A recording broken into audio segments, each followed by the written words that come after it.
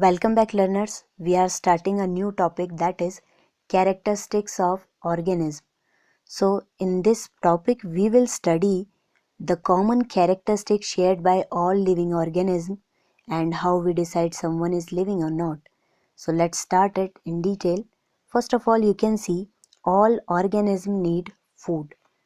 So all living things need food.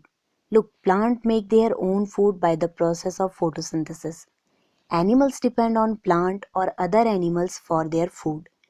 Food gives organisms the energy needed for them to grow. Secondly, organisms also need energy for other life processes which are going on inside their body. Next is all organisms show growth. Now let me ask one simple question. Does the school uniform you had in class 4th still fit you? You cannot wear it anymore, isn't it? You must have grown taller during these years. You may not realize it, but you are growing all the time, and in few more years you will become an adult. Young ones of animal also grow into adult. Here a picture has been shown to you and you can see a baby grow to an adult. Okay? And similarly here you can see a chicken hatched from an egg grows into a hen or a cock. Plant also grow. You must have noticed it. So we can say that growth seems to be common to all living beings. Now let's move to the next topic, that is all organisms respire. Now we will understand this topic in detail. Students, can we live without breathing? When we inhale, the air moves outside to the inside of our body. When we breathe out, the air moves from inside of our body to outside. So, breathing is just a part of respiration. In respiration, some of the oxygen of air we breathe in is used by our body. We breathe out carbon dioxide produced during this process. Actually, the process of breathing in animals like cow, dogs, cats is similar to human. Now, respiration is necessary for all living organisms. It is through respiration. Through the process of respiration, our body prepares energy from the food which has been eaten by us. Some animal may have different mechanisms for exchange of gases, as we have discussed in the previous chapters, like earthworm breathe through skin, fish, we know that they breathe through their gills. Okay, they take the dissolved oxygen from the water. The gills absorb oxygen which is present in water. Do plants respire? Obviously. Exchange of gases in plants mainly takes place through their leaves. The leaves take in air through the tiny pores which are called stomata. So plants exchange gases through their stomata which are present mostly on the lower surface of leaf. So students, one more important thing is the amount of oxygen which is released by the plant during the process of photosynthesis is much more than the oxygen taken by the plant during the process of respiration. Okay. Now we can conclude that respiration takes place in all living being. It takes place in plant and even during the day and during the night. Next thing on your screen, that is all organisms respond to stimuli. Okay, the stimuli word is not here. You can even say all living organisms respond to their surrounding. I'm writing it for you. Here it is. Now, let's understand in detail what is it. Firstly, how do you feel when you see or think about your favorite food? And you suddenly move from a darker place into brighter sunlight. What happens then? Your eyes shut themselves automatically for a moment till they adjust to the changed bright surrounding, isn't it? Your favorite food that brings water in your mouth, the bright light, they are some example of changes in your surroundings, and all such respond which you made for them, they are just automatic. Okay, So those changes in our surrounding that make us to respond for them, they are called stimuli.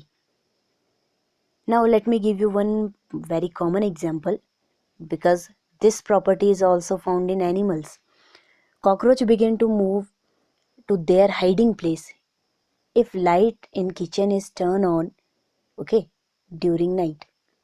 Now whether plant respond to their stimuli, let's understand it. Flowers of some plant bloom only at night. In some plants, flower close after the sunset. So in this manner, they are responding to the sunlight. And in some plant like mimosa, and these plants are commonly known as touch me not plant. So their leaf close, or you can say their leaf folds when someone touch them. That's why they got this name. Here you can see one picture.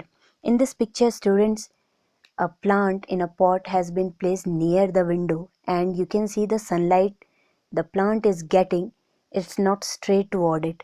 So after some time this plant will show a bend, it will become slant in order to get sunlight. Okay, so in this manner plant is responding to the light. That's why we can say that all living organisms respond to their surrounding in one or other way. Now the next topic, that is living organism excrete waste material. Let's understand it. Look, all living organisms need food, and not all food eaten by them is completely used. Only a part of it is utilized. So what happened to the rest? This has to be removed from our body as a waste. Our body produce some waste, okay, during the life processes which are going inside our body, and the process of getting rid of waste by our body, that is called excretion. Now let's understand whether plant excrete or not. Look students, plant also excrete, but they use different way than the animals. Okay, some plant store their waste material in their body parts, it doesn't harm them. And some plant, they remove their waste product as secretion, like latex, gum, resin, okay, these way. And sometimes they store their waste product into the leaves. When the leaves fall off, their waste material, that is also removed. So we can say that excretion is another characteristic common to all organisms. Let's talk about the next things. Now you can see all organisms reproduce their own kind. Let's understand it. Have you ever seen nest of some bird like pigeons? Many birds lay their egg in the nest. Some of the eggs hatch and young birds come out of them. So animals reproduce their own kind. The mode of reproduction may be different in different animals. Like some animal produce their young ones through eggs, like birds. But some animal give birth to their young ones. Dog, cat, cows, human, they are example of it. Here in this picture you can see all these living beings. Let's talk about the plants. Students, plant also reproduce. Like animals, plants also differ in their mode of reproduction. Many plants produce the new plant through seeds. Okay?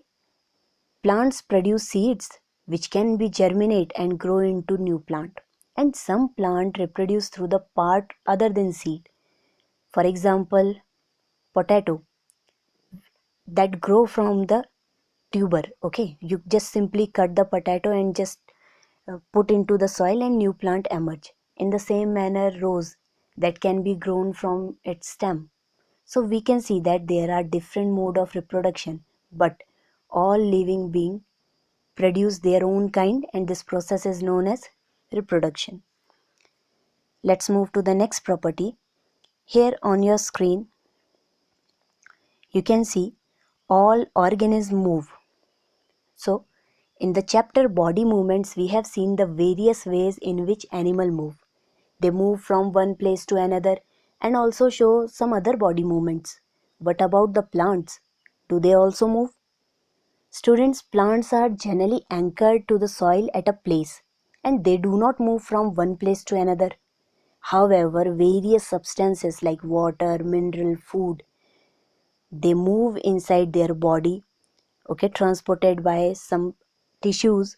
So in this manner, the water move upward from the root toward the shoot part, the food move to the various part of plant.